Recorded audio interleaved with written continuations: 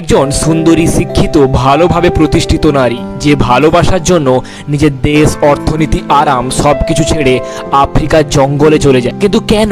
এটাই কোরিন হফম্যানের গল্প। কোরিন সুইজারল্যান্ডে নিজের একটা গার্মেন্টসের ব্যবসা চালাতেন এবং তার বয়ফ্রেন্ডের সঙ্গে এক সুখী জীবন কাটাচ্ছিলেন। কিন্তু একদিন কেনিয়া ভ্রমণ করতে গিয়ে তার দেখা হয় এক আফ্রিকান ট্রাইবাল যোদ্ধা লকাটিঙ্গার সঙ্গে। প্রথম দেখাতেই কোরিন তার প্রেমে পড়ে যায়, আর এখান থেকেই শুরু হয় কোরিনের জীবনের গল্প।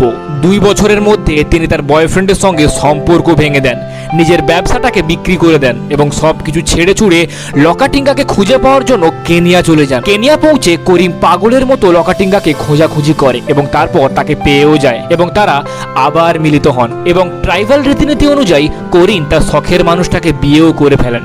এরপর শুরু হয় কোরিনের এক নতুন জীবন, একটা ছোট্ট কুঁড়ে ঘরে, যেখানে নেই বিদ্যুৎ, নেই কোনো পানীয় জল, নেই কোনো মৌলিক সুবিধা। তবুও ভালোবাসার জোরে তিনি সবকিছু সহ্য করেন। সময়ের সাথে তাদের একটি কন্যা সন্তান জন্ম হয়। সবই ঠিকঠাক চলছিল, কিন্তু ধীরে ধীরে সমস্যার শুরু হয়। স্বাধীন চেতা কোরিন একটি ছোট্ট দোকান শুরু করে। তিনি মানুষদের সঙ্গে সেখানে হাসি মুখে কথা বলতেন, আর সেটাই লকাটিঙ্গার অপছন্দ হতে থাকে। সে মনে করতে শুরু করে তার সম্মান কমে যাচ্ছে। সন্দেহটা এতটাই বেড়ে যায়, সে নিজের কৃতিত্ব নিয়ে প্রশ্ন তোলে এবং সম্পর্কে ঝগড়া, অশান্তি বাড়তেই থাকে এবং কোরিন এগুলো সহ্য করতে পারছিল না। অবশেষে বিয়ের 4 বছর পর কোরিন তার মেয়েকে নিয়ে আবার সুইজারল্যান্ড ফিরে যান। সুইজারল্যান্ড পৌঁছে কোরিন তার জীবনের এই অভিজ্ঞতা নিয়ে একটি বই লেখেন, দ্য হোয়াইট মাসাই। আর বইটি এতটাই জনপ্রিয় হয় যে এই বইয়ের ওপর একটা সিনেমাও তৈরি হয়।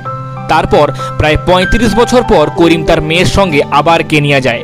প্রথমবার সেই মেয়েটি তার বাবার সঙ্গে দেখা করে এবং আশ্চর্যের বিষয়, লকাটিঙ্গা কোনো রাগ দেখাননি, বরং তিনি অনেক খুশি হয়েছিলেন। আর সময়ের সাথে সাথে কোরিন আর লকাটিঙ্গা ভালো বন্ধু হয়ে ওঠেন। এই গল্পটা আমাদের একটা বড় শিক্ষা দেয়, কখনো কখনো শুধু ভালোবাসা যথেষ্ট নয়, বিশেষ করে যখন দুজন মানুষের মধ্যে সংস্কৃতি, চিন্তাধারা আর জীবনযাপনে বিশাল পার্থক্য থাকে। গল্পটি ভালো লাগলে অবশ্যই লাইক করবেন এবং পেজটি ফলো করে আমাদের সাথে থাকবেন।